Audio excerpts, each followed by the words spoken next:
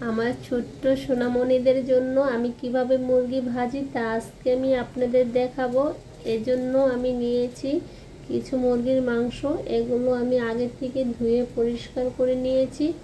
এখন এগুলো আমি মশলা মাখতেছি। তো আমি এখানে কি কি মশলা মাখলাম তা আমি বলতেছি। এখানে প্রথমে দিয়েছি আদা রসুন বাটা, দিয়েছি সয়া সস, হলুদ মরিচের গুঁড়া আর পরিমাণ মতো লবণ। এগুলো সব একসাথে মিক্স করে আমি মুরগির মাংসগুলো মেখে নিয়েছি। এগুলো কমপক্ষে আধা ঘন্টা আমার রেখে দিতে হবে, তা না হলে এগুলোর ভিতরে মশলা ঢুকবে না।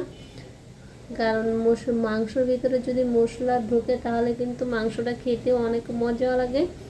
এখন আমি এগুলো একটা একটা করে ভাজবো। যদি আমি একসাথে সব মাংসগুলো দিয়ে দিই তাহলে কিন্তু একদিকে ভাজা হবে আরেক দিকে হবে না। এর জন্য আমি একটি একটি করে দিতেছি। দেখেন আমার মাংসটা কত সুন্দর কালার আসছে। ওয়াও, ফ্লেভারটা কিন্তু আরও বেশি সুন্দর। মাংস ভাজা আমারও পছন্দ, আমার বাচ্চাদেরও পছন্দ। এর সাথে যদি একটু আলু ভাজি হয় তাহলে কিন্তু আরও ভালো লাগে। তো আমি চাই সবসময় যখন মাংস ভাজির সাথে কিন্তু আমি আলু ভাজি অবশ্যই করি। তো ভিডিওটা দেখে যদি আপনাদের ভালো লাগে অবশ্যই লাইক কমেন্ট শেয়ার করে দিবেন। সব সময় পাশে থাকবেন ইনশাল্লাহ। আল্লাহ হাফিজ।